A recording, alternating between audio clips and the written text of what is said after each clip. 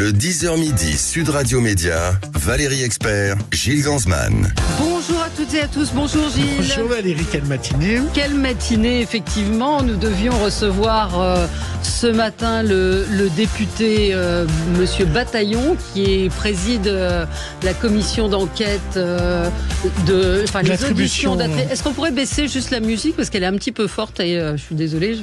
Voilà. Donc nous devions recevoir ce député qui devait nous parler de cette commission d'enquête. Vous savez que les renouvellements d'un certain nombre de chaînes de la TNT doit se faire dans le courant de l'année. Des décisions de Paris Première, toutes les chaînes. Et évidemment CNews et C8. Voilà. Et donc nous devions recevoir ce monsieur qui est député, qui préside cette commission d'enquête.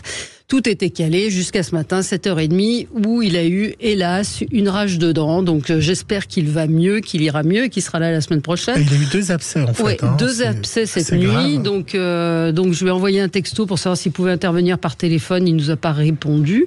Mais sache s'il nous écoute, en tout cas, on a 2 heures d'antenne. Donc je suis prête à le prendre entre 10h et midi. Et de toute façon, la semaine prochaine, on lui fera de la place parce qu'on a envie de l'entendre. Je pense que c'est aussi le devoir d'un député de venir, d'expliquer un petit peu ce que c'est que cette commission d'enquête. On en a entendu parler puisqu'il a convoqué Cyril Hanouna, entre autres Laurence Ferrari, Pascal Praud, et qu'on voulait comprendre ce que c'était, qui l'auditionnait, pourquoi, comment ça se passe et la conséquence. Justement sur CNews et Canal+, alors qu'il y a vraiment d'autres renouvellements des canaux TNT.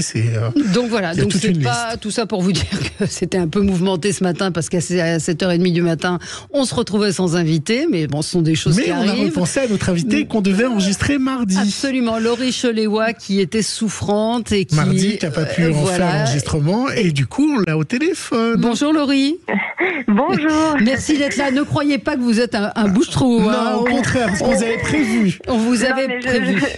Je sais, je suis encore désolée pour mardi. Vous voyez, la voix n'est pas encore complètement remise, mais ça va déjà beaucoup mieux. Et il va falloir être en forme ce soir.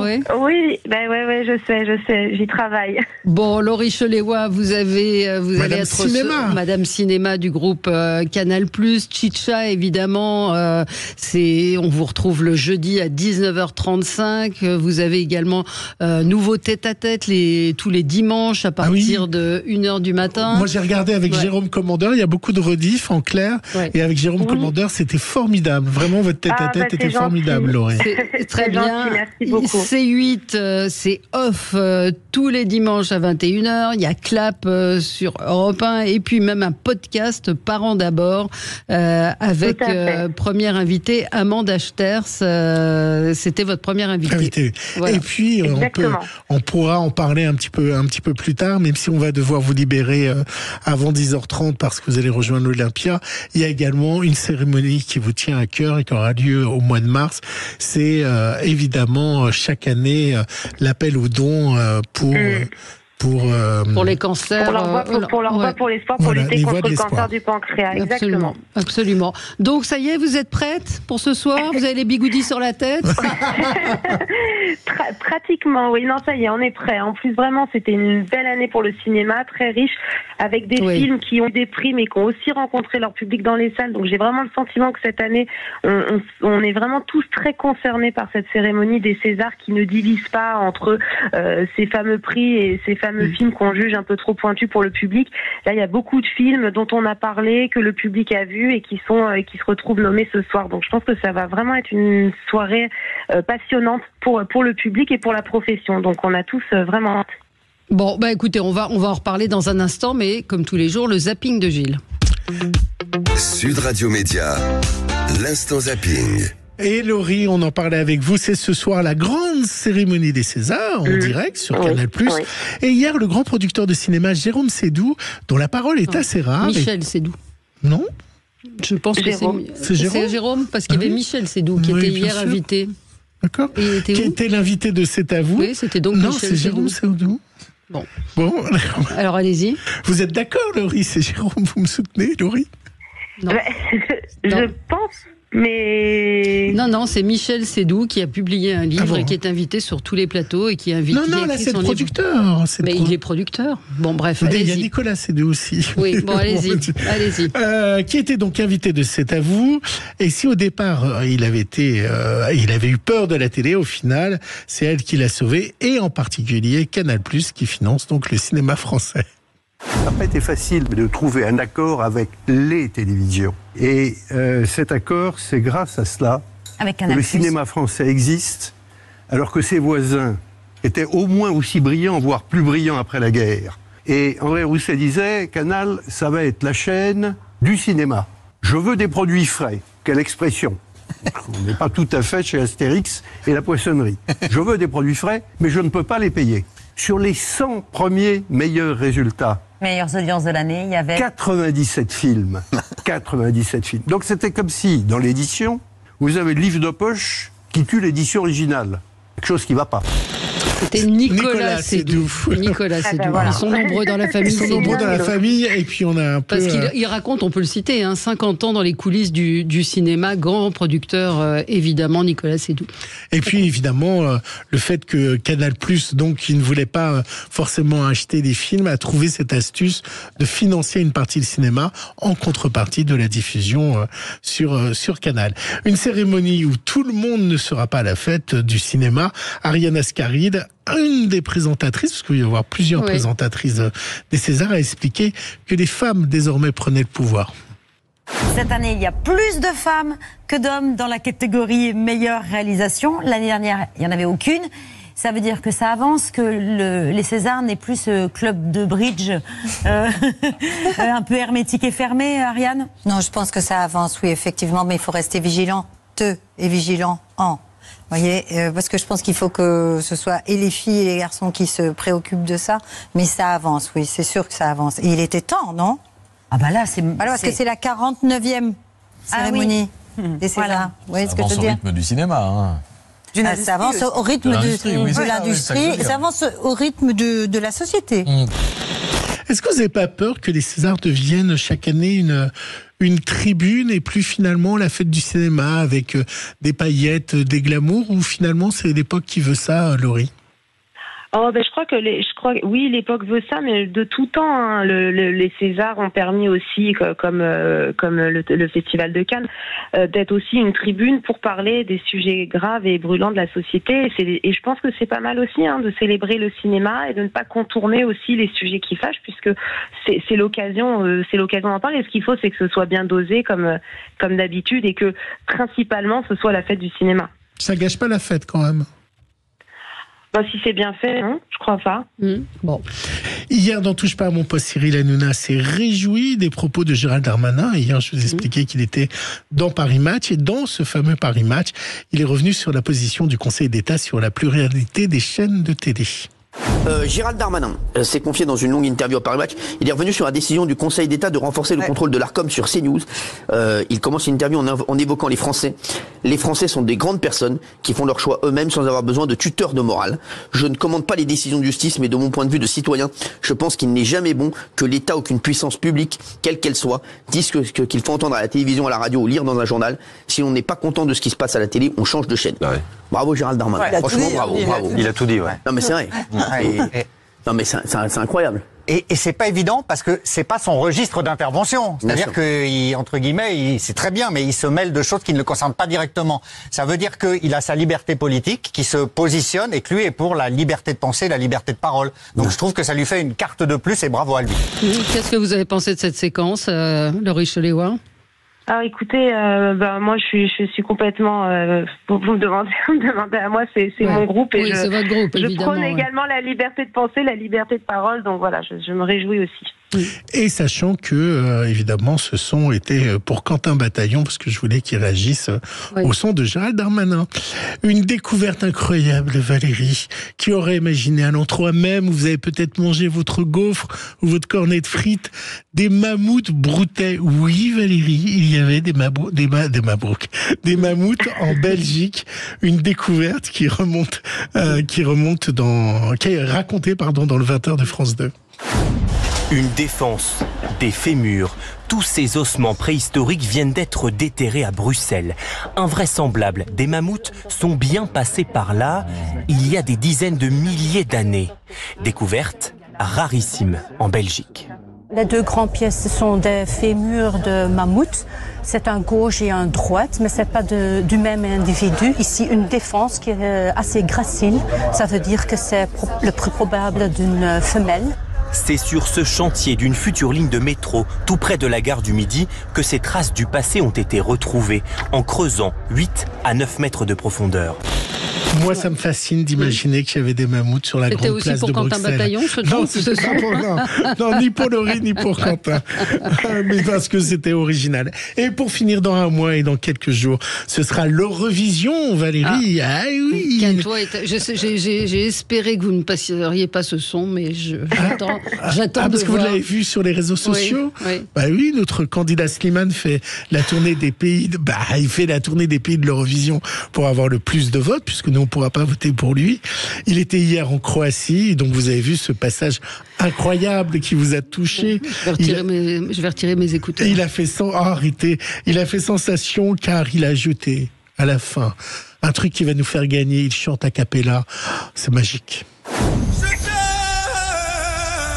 Je sais pas pourquoi je rejouais la scène, mais c'est toujours la même fin qui recommence. Tu n'entends pas ma peine. On en fait quoi? Bon, ça va, je pense qu'on a compris. Hein? Vous n'êtes pas patriote. Ah non, c'est pas patriote. C'est notre candidat. Vous aimez bien, Laurie? Moi, j'aime beaucoup Slimane. Oui, merci, Laurie. Bon, voilà, il en faut pour tout le monde. Merci. On se retrouve dans un instant avec vous, Laurie, pour que vous nous racontiez un petit peu les coulisses de ce tapis rouge. Et ça aura lieu à l'Olympia ce soir. Effectivement, ce sera diffusé sur Canal+. Et j'ai entendu votre patron, Gérald Brice-Viré, promettre que ça s'arrêterait avant minuit. Donc, on va en parler avec vous dans un instant. À tout de suite. Le 10h midi, Sud Radio Média, Valérie Expert, Gilles Gansman. Sud Radio Média, l'invité du jour.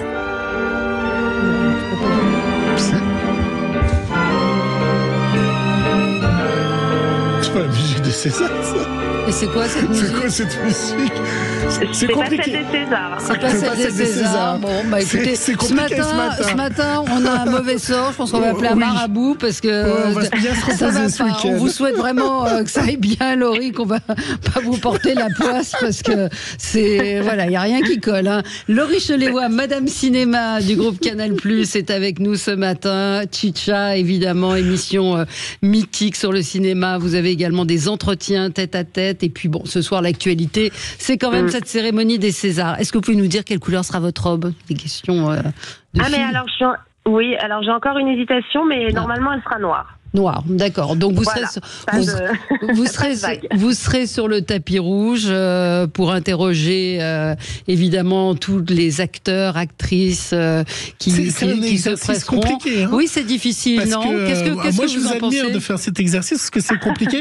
Vous n'avez pas l'ordre, vous les prenez à fur et à mesure quand ils arrivent, ou vous avez un ordre préétabli ou vous improvisez? Non. Alors en fait, on a un dispositif depuis 2-3 ans qui a un petit peu changé. C'est-à-dire que moi, je suis à l'intérieur de l'Olympia, j'ai un plateau, et Didier Alouche, il est sur le tapis rouge. En fait, on a un ping-pong entre nous, donc on essaye toujours de se faire un petit dispatch idéal, mais on ne sait jamais à quelle heure ils vont arriver, comment, et tout est toujours bouleversé en direct. C'est ça aussi qui est très excitant pour nous.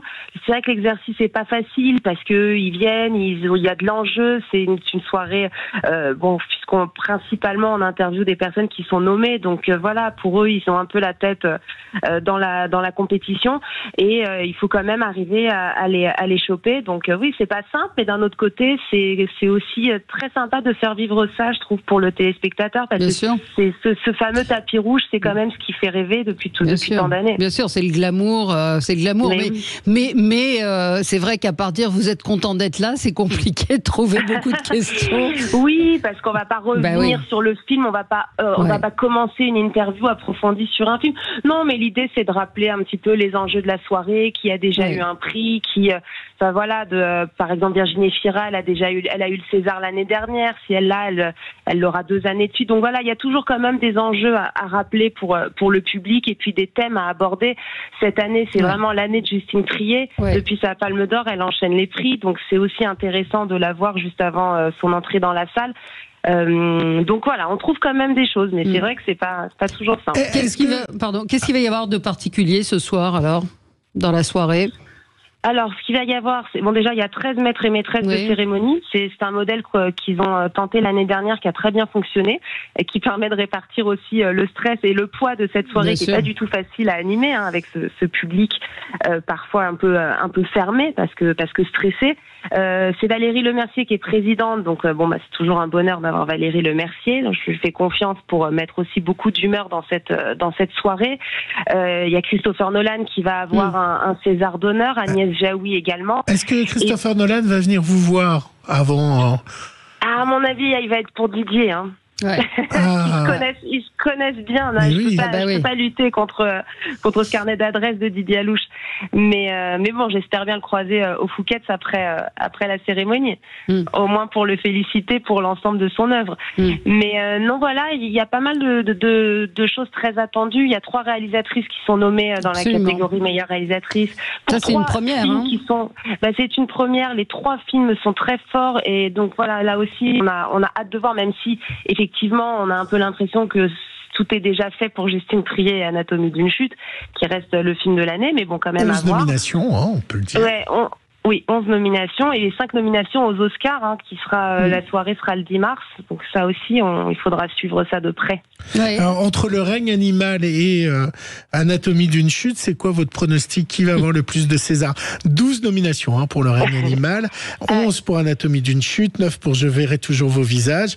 D'après vous, qui... Alors franchement, je sais pas qui va avoir le plus de statuettes. Moi, ce que je peux vous dire, c'est que j'ai aimé les 2 films, mais Le règne animal reste mon coup de cœur absolu de l'année. Pour moi, c'est vraiment un petit chef-d'œuvre et vraiment quelque chose de très audacieux, de très nouveau.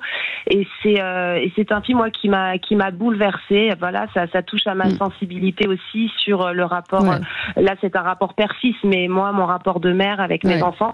Et c'est un film absolument remarquable. Donc j'avoue que j'aimerais qu'il ait le César du meilleur film. Même si j'adore et que je trouve qu'Anatomie d'une chute, c'est un film brillant, j'ai un vrai penchant pour Le règne animal. Le règne animal, nous dit une auditrice, j'ai aimé, c'est un peu spécial, mais le message, c'est d'assumer sa différence et de savoir perdre les gens qu'on aime en leur rendant leur liberté. Nos auditeurs ont bien aimé. Stéphane, un autre auditeur, nous dit, est-ce qu'il y a encore du glamour dans ce genre de cérémonie? C'est un peu la question que posait Gilles. Moi, je vois de la polémique.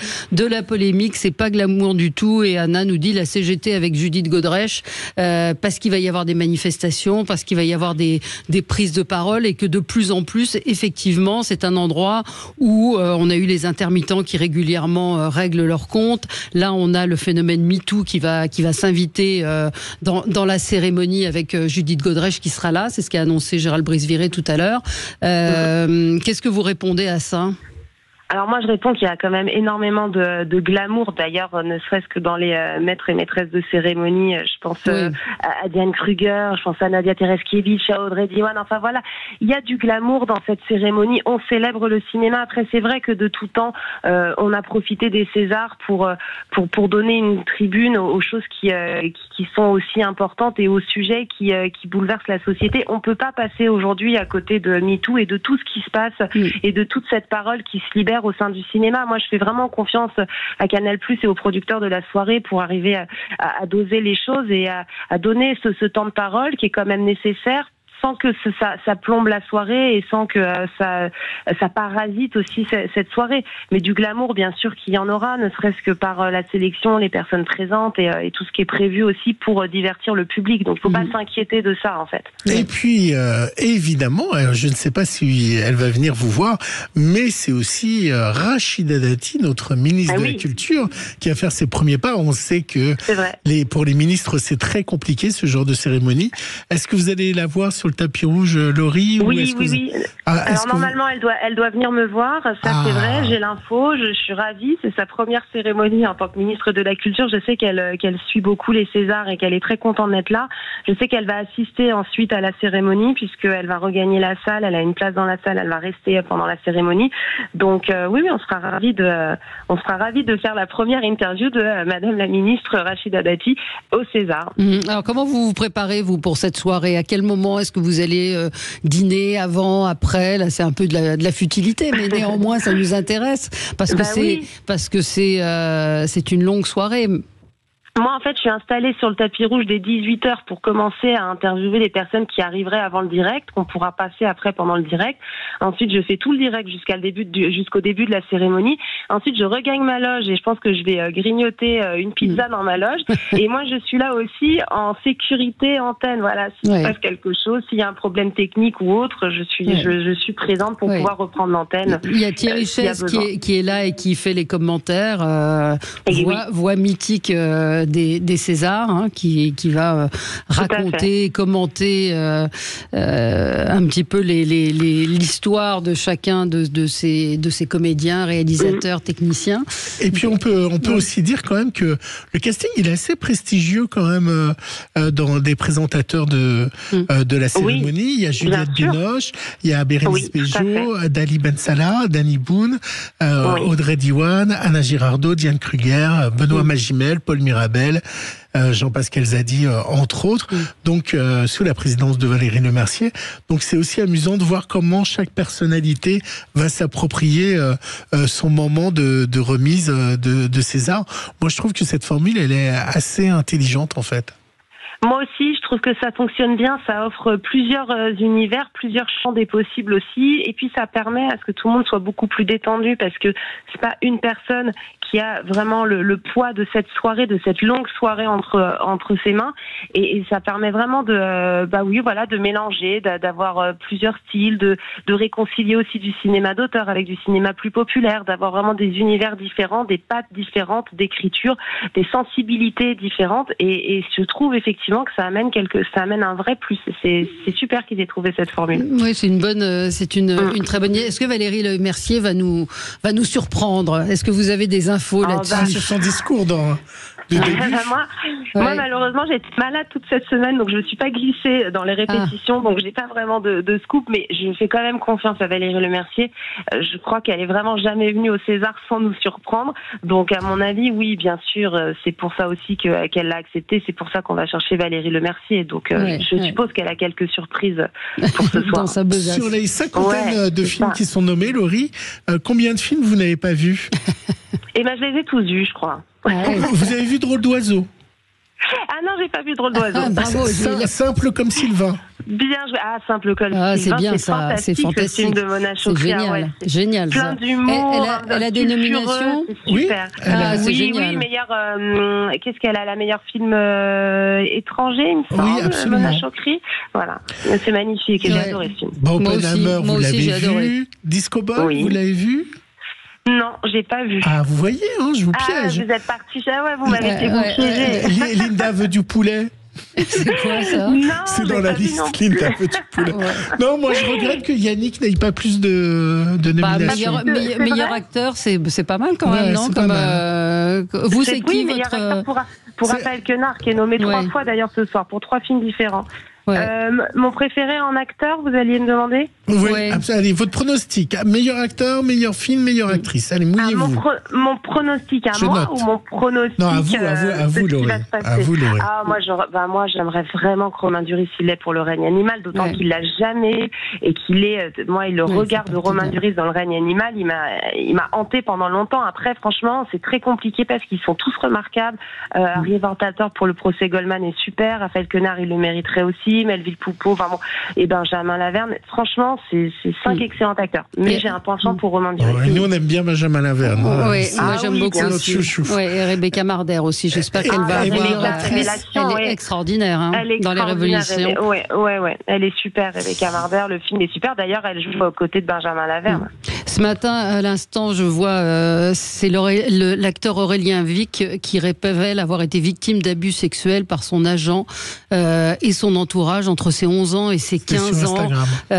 C'est quand même très lourd. C'est quand même une ambiance très lourde.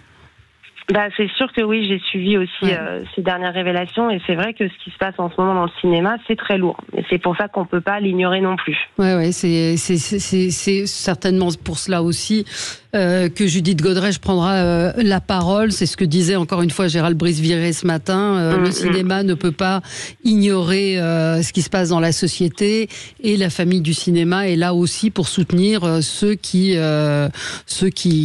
souffrent et qui ont des choses à dire. Et un auditeur demande hors César votre coup de cœur de l'année. Est-ce qu'il y a un film qui n'y est pas et qui l'aurait mérité? Hors César, mon film coup de cœur. Qu'est-ce qu'il y aurait? Il y a un film qui n'y est pas du tout et que moi j'ai beaucoup aimé, c'est Omar la fraise qui était présenté à Cannes avec Benoît Magimel, Reda Kateb, que j'avais trouvé très drôle. Je sais pas si c'est mon coup de cœur de l'année, mais en tout cas j'aurais trouvé ça bien qu'il y soit. Et Dodin Bouffant, c'est vraiment qui a été choisi pour représenter la France aux Oscars et qui est finalement pas retenu. Et d'ailleurs Juliette Binoche, Benoît Magimel font partie des maîtres et maîtresses de cérémonie, ils sont pas nommés cette année. Moi j'ai beaucoup aimé Dodin Bouffant. C'est vraiment un style, mais c'était une mise en scène aussi complètement nouvelle, une façon de filmer de la gastronomie au cinéma, et c'était vraiment un très joli film, et c'était très émouvant de voir Juliette Binoche et Benoît Magimel se retrouver à l'écran. Oui, c'est peut-être pas mon grand coup de cœur de l'année, mais en tout cas c'est un film que j'ai bien aimé. C'est qui aurait pu avoir sa place aussi. Bon, on va vous laisser Laurie Chaléroy aller partez à l'Olympia. Merci beaucoup Laurie. Merci d'avoir été avec nous. Puis on vous regardera évidemment ce soir. N'hésitez pas à prendre des places pour les Voix de l'Espoir. C'est important. Merci beaucoup. Vraiment, le 11 mars à l'Olympia, effectivement, avec plein d'artistes, dont Patrick Bell, Patrick Fiori, Wé Renoir, Neige. Enfin voilà, vous pouvez aller voir sur Internet. Il y a plein d'artistes. Prenez des places pour cette cause. Il faut absolument aider Laurie Chaléroy.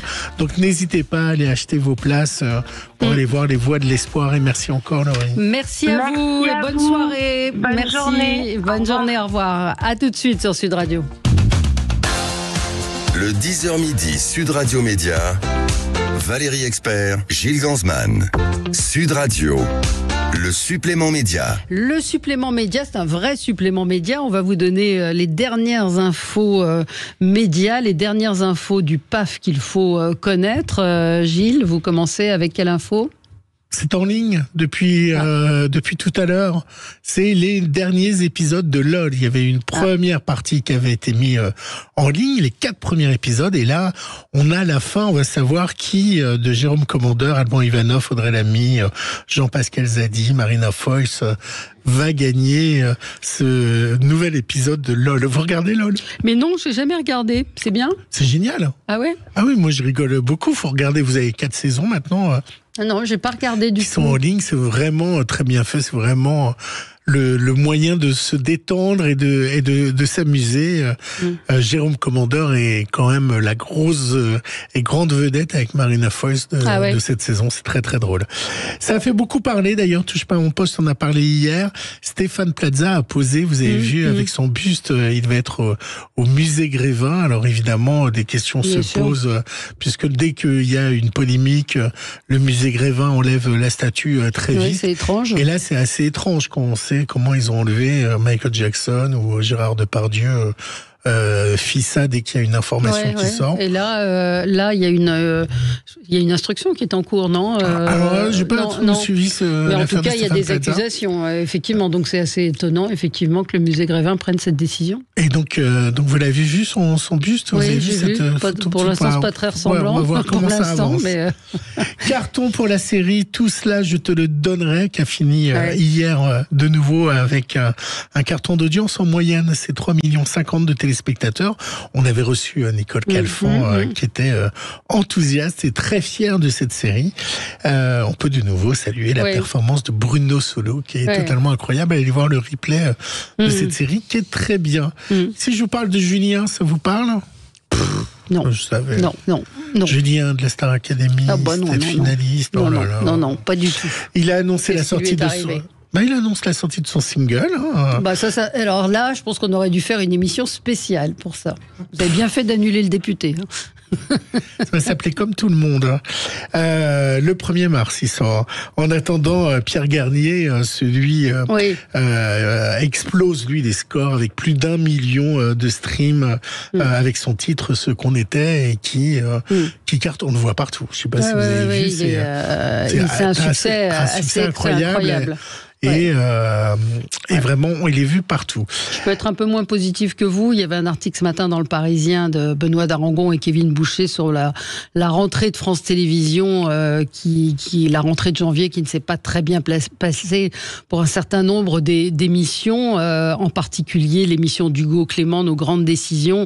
Le public n'y est pas, le public ne vient pas. 3 millions, ils sont passés de 3,2 millions à moins de 900 000 téléspectateurs en 5 minutes sur le dernier épisode. Il faut dire que je trouve que de faire une émission sur l'agriculture avec des agriculteurs face à Hugo Clément qui anime, qui est quand même pas quelqu'un qui est très apprécié des agriculteurs, c'était quand même assez étrange. Non, mais il devait avoir la ministre qui a fait faux bond. Donc à un moment, vous vous trouvez coincé comme nous, quand un député nous fait faux bond, on essaie d'improviser. Mais c'est vrai que visiblement, ça n'a pas pris, ça n'a pas fonctionné. Il n'y a pas eu d'attrait, 300 000 téléspectateurs. Les 2 premières n'ont pas vraiment marché. Les 3 premières n'ont pas marché. Donc ça, et puis Sophie Davant sur France 3 le samedi après-midi, qui anime une émission autour des animaux, ça s'appelle En bonne compagnie. Là aussi, 6% de part de marché. C'est pas formidable. Et puis alors Hugo décrypte. Alors j'ai bien aimé ça parce que il dit qu'il s'en fout de l'audience, que lui ce qui l'intéresse c'est les réseaux sociaux. Donc moi je pose la question pourquoi aller à la télé. J'ai regardé dimanche dernier. C'est complètement hors sol par rapport à France Télévisions. Je pense et au public. Donc cette volonté de vouloir rajeunir à tout prix une audience avec ça peut pas fonctionner. Et puis l'autre chose, c'est que il devait être diffusé le samedi à la place du Papotin, et très vite ils l'ont mis aussi en 3e partie de soirée. Donc je pense que c'est une défense de dire. Mais de toute façon, à chaque fois qu'il y a eu des youtubeurs un peu stars qu'on a essayé de mettre à la télévision, ça n'a jamais fonctionné, ni sous forme de fiction, ni sous forme d'intervenant.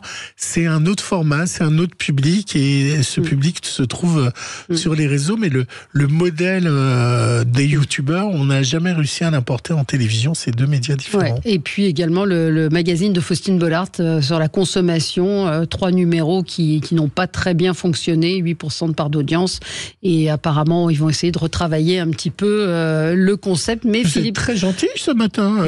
C'est factuel. Qu'est-ce que vous voulez il faut dire les choses. Et c'est un papier du Parisien, donc c'est les dimanches après-midi. Ça fonctionne pas si mal pour Alex Vizorek et Cave-Rivière, en bande organisée, 1 million de téléspectateurs. Ça a mis du temps à démarrer, mais c'est en train de s'installer. Mais Bertrand Charmeroy, lui, ça ne marche pas. 800 000 téléspectateurs, 7% du public. Bref, voilà, c'était les flops de la rentrée de France Télévisions. Voilà. Vous en avez d'autres flops ? Pour l'instant, non. Bon. Voilà, allez-y. Moi, je vais vous parler des Enfoirés. Ça va être le 1er mars à l'antenne de TF1. Et cette année, les artistes regrettent qu'une nouvelle fois... Alors...